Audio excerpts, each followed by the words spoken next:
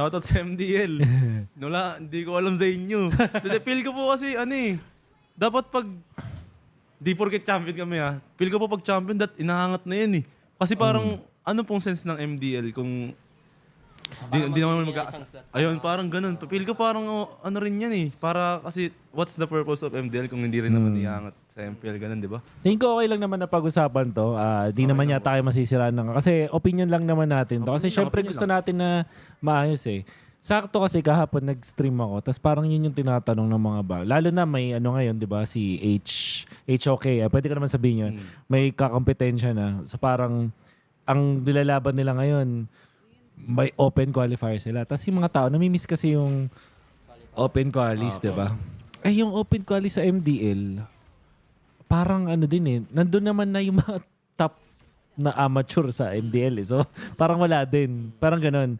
So, anyways, going back dun sa MDL, parang as kayo na nag-MDL, kayo, 2 seasons ikaw one season, tapos 2, pero syempre nanonood din naman kayo at batak ka sa amateur, di ba?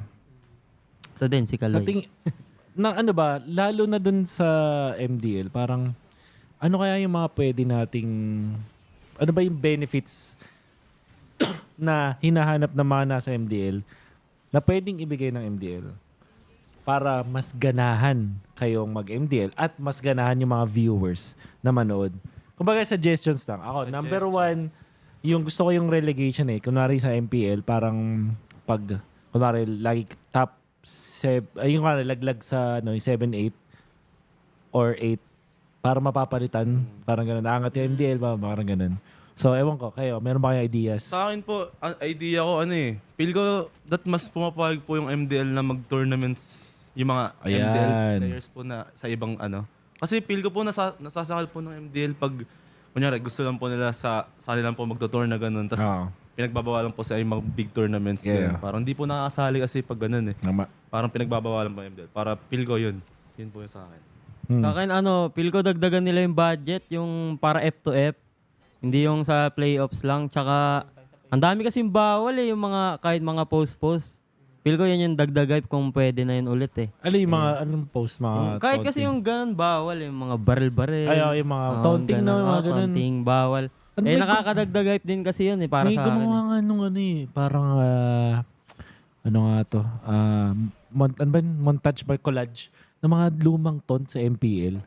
Tapos nakakamiss. Kinumpay, di ba? Parang wala lang. Kahit nga yung Kayawi, di ba? Imagine mo yun.